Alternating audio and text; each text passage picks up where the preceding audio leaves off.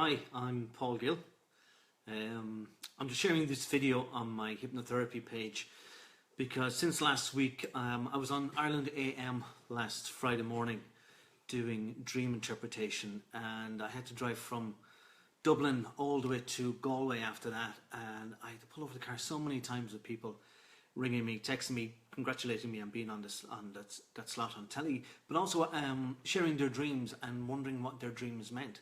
So I wanted to take this opportunity really to go through a few common dreams that people have, and hopefully maybe your dream, you can email it to me if you like, paul@paulgill.ie, or maybe you can put it on Facebook here on my hypnotherapy page if you like either. You can email me your dream and I can make sense of it. Some of the more common dreams that people have been talking to me about are ones such as falling. Falling is a dream that everybody has at some stage. And the reason you have that dream is out of a sense of failure. We as human beings, we are plagued with our insecurities. When you have a dream about falling, it's usually falling off a building, or it could even just be falling out of the sky. Normally you wake up before you smack into the pavement, before anything actually happens. Normally you wake up before that. And the reason is because, two reasons. First of all, that what you fear is not going to actually happen. It's just a threatening of it, if you like, if that's the right word. Secondly, you don't know actually what it's like to fall out of the sky and smack into the pavement, so your mind has got no reference for that. And I suppose too, you would be unable to deal with that scenario. So the fear of falling is simply that, it's a fear of failure, falling flat on your face, letting yourself down. And as I said, we as human beings, we have that fear, sometimes more often than others. Especially if you've got an event coming up, if you've got a presentation at work, or if you've got something coming up at school, or a difficult person that you're going to meet, you're going to have that feeling inside of insecurity. Am I as good as this person? Are they better than me? What are they going to think of me? And since we've all got references to failure in our life, you're going to have that dream. And failure, you've heard umpteen people say this before, but if you haven't failed, you've done nothing. Failure is necessary. It's absolutely necessary for our development as human beings.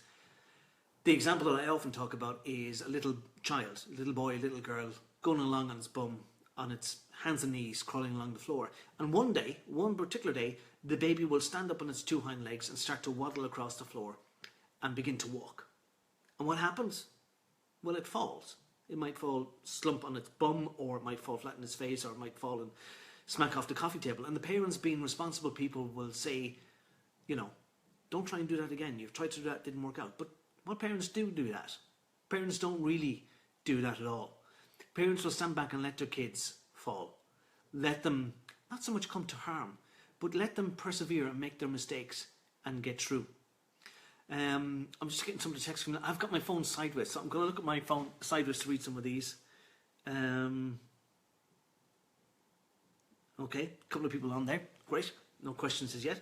But if you have a question about your dream, probably the best way to get to me is to email it, paul@paulgill.ie. I don't even know my own email address because I don't email myself that much. But another dream that is very, very common is one of being chased. And you're pursued in the dream. Sometimes in the dream you don't know what it is you're being pursued by. It's some entity, it's some witch, it's some monster. But remember, everything in a dream is you. You are all the characters in the dream. Now that might sound ludicrous. Why would you want to scare the bejesus out of yourself? Why would you want to create a scenario while you're asleep where something chases you? Well, again, it's part of your mind that is fearful. You're running from some aspect of yourself.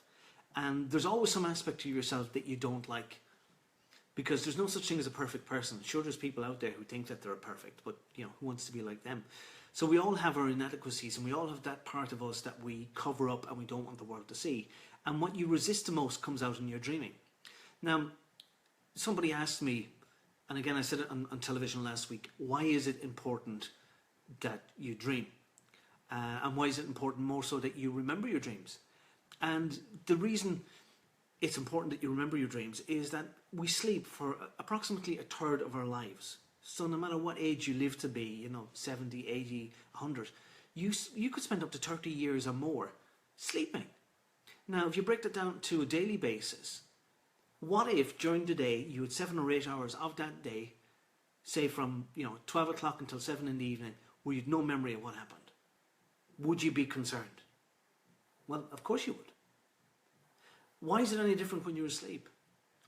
If you cannot remember what's going on in your head, or have some grasp of what your dreams are doing in your head, then that's something to be concerned about, because you cannot truly know yourself until you know what you're dreaming, why it is you're dreaming, and understanding the meaning of those dreams. Okay? So that's falling and being chased. The other one that's probably the most commonest dream of all is your teeth falling out. So everybody will have this dream. I would speculate that everybody will have this dream at some stage, and sometimes you'll have it multiple times. And when you think of your teeth falling out, we use our teeth, we smile with our teeth, like this, that's a funny kind of a smile. We use our teeth to eat, and we use our teeth to show certain expressions, such as anger. Anger, gripping your teeth like that, stripping your teeth. And if you bring it back to nature, dogs, especially in nature, will strip their teeth if they're angry. But what if they had no teeth? Then they couldn't express that anger. And if they had no teeth, they couldn't eat. And the same with our prehistoric ancestors. If they had no teeth, they couldn't survive. Their sense of security was threatened. If you have a dream where your teeth are falling out, it means you feel insecure, probably about an imminent event. Usually it's an event rather than you have it on an ongoing basis. It would be unusual to have this dream every night, say for a week, but you might have it once or twice a month or a couple of times a year. Ask yourself, what is it, the thing that's coming up, the event that you fear the most, where you feel not so sure of yourself and you need a bit of support? And that'll give you an insight into the dream. Oftentimes in dreams, people will look up and they come to me and they kind of go, I Googled such a thing and I got this interpretation of it. And the interpretation could be absolutely way off, because the Google interpretation, not just Google, but even dream dictionaries, take no account of how the thing that you've Googled, say for example, if you dreamt of a witch that was chasing you, how that thing interacts with you in the dream. Were you afraid of the witch? Was the witch somebody that you actually knew? Where did you pick up that image from? A witch in a dream like this can typically be some dominant female character. Witches are not men. So you're looking for a dominant female character, usually in your past. So first character you have to examine is, well, my mother. What was my relationship like with my mother? And if it's not your mother, maybe it's a female teacher, or maybe some dominant female in your family. It could be an older sister, for example. But it's how you interrelate and react to them things. Now, if you become aware in a dream that you are dreaming, or become aware in a dream that this has happened before, you can interrupt the dream. You can stop the dream. And even if you learn to do this, sometimes I suppose the easiest way is that when you wake up from a dream or a nightmare like this, is to go back into it. Don't be afraid to go back into it. It's your dream. Take ownership of it. You are all the characters. Go back into it and confront that witch. Unmask that witch. Take her off her broom. Smack her over the head with a broom if you need to. But maybe enter into some dialogue with her. Ask her, what do you represent in my dream? What is your intention towards me? And you get a dialogue going, because remember, the witch is you. Become the witch. Imagine you are this witch. How does it feel to be this witch? What's your purpose? And your purpose in the dream might be to chase the dreamer away from something. Maybe to prevent them from failing. Because if you run away from something, you don't try. And therefore you don't fail. And nobody likes to fail. Another dream, and I suppose the common element of all these dreams that I'm talking about this evening, just when I'm on here, is a dream of being back in school. Especially if you've finished school. If you've been finished school years and years and years, and you have this dream where you're back doing the leaving cert, or you're back sitting in an exam, and you feel really nervous, or you kind of go, oh my God, what am I doing back here? I'm not ready. The dream means exactly that. It's some situation that you don't feel ready for. And it could be an exam, it could be a test in work, again, it could be a presentation, it could be an actual exam, it could be an event. When I used to run marathons, sometimes before the race, I'd have this dream where I was back in school. Or maybe I was running up the avenue to the school and I'd taken a wrong turn, and I was supposed I'd left the race, and therefore I was going to miss out on the race. I see a couple of people there. I know Jared Wall is there. Sinead Crowe's there. Hi. Thank you for joining. And Dreams are then about being back in school. All of these are anxiety-based dreams. And it's natural for us as a species, as a human being, to be anxious and to be nervous. There's nothing wrong with being anxious and being nervous. What's wrong and where the problem comes in is if you become too anxious, too nervous, if that takes over control. A certain amount of apprehension or even excitement is appropriate, okay? But if it dominates your expectation, and many of the people that I talk to or come to me suffer from anxiety, whether it's social anxiety, even like going out to the supermarket, going out to the shopping centre, dreading meeting people that they might have to talk to. Somebody might, just ask them, how are you? Nice day. And they just feel totally dreading with that, how they're going to handle that. More often than not, people might dread going into work if they're going to meet the boss or if there's a certain project in work that has to be delivered by a certain time. And they build up this expectation of anxiety, which makes the thing worse. Because your mind gives you what you expect. It's part of its function. If you think of athletes go through visualizations of how they want their event to work out. So if it's a marathon race, or if it's a football match, or if it's a tennis match, they visualize, they sit down beforehand and they see the event in their mind's eye. And they create this sense of expectation, this is how it's going to turn out. And the top athletes, it does turn out like that for them. If you turn that on its head and you create this sense of expectation, this worry of, oh my God, somebody's going to say something to me, I'm going to blush, I'm probably going to fall flat on my face, they're going to think I'm stupid, I won't know how to handle this. Your subconscious mind goes, yes, that's right, that's true. Because the function of your subconscious mind is to fulfill your expectation, to give you what it is that you expect. Now, while I could say to you, don't worry, that's going to mean nothing to people who worry, because it's not as easy as that. Rather, I would say to you, recognize what it is that you're worrying about, acknowledge it, and begin to train yourself to think of its positive opposite. So, if your worry or expectation is that I'm not going to be able to stand up in front of a crowd and do a presentation at work, if your worry is like that, think of what's the positive opposite of that? Well, the positive opposite of that is imagine yourself standing up in work and you're talking, you're communicating, you're getting your message across, you're doing the PowerPoint or the whiteboard or whatever, and it goes well, people ask intelligent questions at the end of your presentation, and you get good feedback from your boss. And keep going through that scenario again and again and again and again. You're training your mind, repetition. You're training your mind. You did this at school. You did this with the, your tables and maths. You did it with spelling. You repeated the thing over and over again, and then it became automatic behavior. And when you think of it, we are on automatic pilot a lot of the time. A lot of us are unaware of our body language. So when you walk down the street and you feel anxious or walk into a shopping centre, you're giving off signals of anxiety. Again, acknowledge these, but tell your body, what would it be like to feel confident? And there's a lot of research put into body language where they teach people to stand up, shoulders back, chest out, head held high. And it's impossible to feel bad when you're in that position. Train yourself to do these things before the belief comes. Train yourself and train yourself. It's like going to a gym. You don't get fit the first day you go there. You don't even feel good the first day, or the second day, or the third day. Sometimes you might feel after a week, what the hell am I doing going here? I just feel worse, I'm in pain.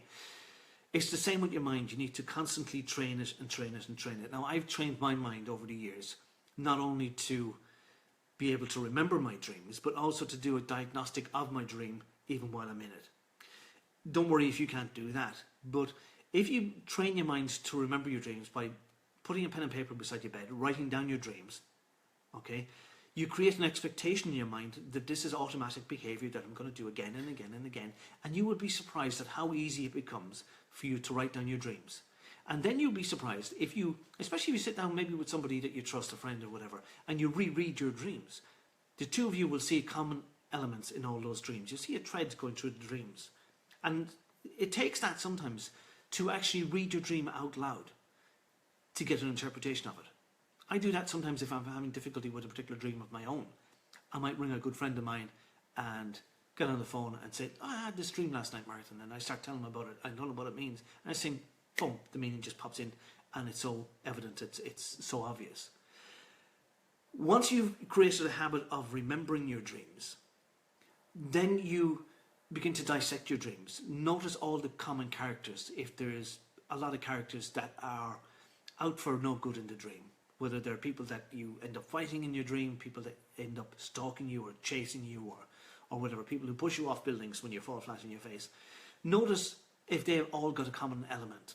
And then become each of these characters. What does it feel like to be the guy who pushed Paul off the building? What's your purpose? To fulfill expectation, maybe. And then you can talk to these people, reason with them, if you like, and persuade them to do something different. Never run away from your inadequacies or your fears will keep chasing you. When I was a postman many years ago, it was one of the things I used to tell other people. If a dog comes out, when you're going into the house with a letter and a dog comes out, if you turn and run, you're done for. The dog's going to bite you. He's all the advantages because you've got none of your weaponry. You're running away. But if you stand and you confront the dog will back down because the dog's not sure of themselves anymore, and you can kick the dog or slap the dog. I'm not advocating doing that, but sometimes dogs need to be put in their places. So that's remembering your dreams, writing them down, going through them, getting involved in dialogue with each of the characters in your dream, and deliberately redreaming your dreams to change them around. And when you do that, you open yourself up to a massive dream world. I was saying to somebody recently, and it's in my book, The Definitive Book of Dreams, that you will notice you will dream about certain things on certain occasions. You will also notice that if you lie on the left side of your head, you'll dream certain kinds of dreams. If you lie on the right side of your head, you'll dream certain kinds of dreams. And if you lie on your back, you'll dream different kinds again. Experiment with this, just for the hell of it, and see what way it works for you, because I tend to begin to go to sleep lying on my left side, and a dream will kick off. And in the middle of the dream, then I'll automatically turn over my right side and get a totally different insight into it. So guys, that's all I want to say on dreams for the moment. The thing I did on TV3 last Friday, I'm going to be on there again on Thursday, the 2nd of March at a later time, 9:30 in the morning. I'll be posting stuff about it on Facebook. But as I said, if you got a dream that you it's a recurring dream, I'm interested in those in particular, jot it down in an email, send it to paul@paulgill.ie, and I'll get back to you. Include a phone number. I might actually ring you on it too. Give me the dream in as much detail as possible. So if it's a dream where you're pursued by a dog, tell me how you felt. Tell me, do you recognize the area? Tell me, is it day? Is it night? Is it raining? Is it hot? Is it sunny? Are you your current age? Are you a different age? Are you or are you somebody else in the dream? Are there other people in the dream? Give me as much information and detail as possible, and it helps enhance the dream interpretation. So guys, that's it from me from now. I'm Paul Gill. I'll talk to you soon.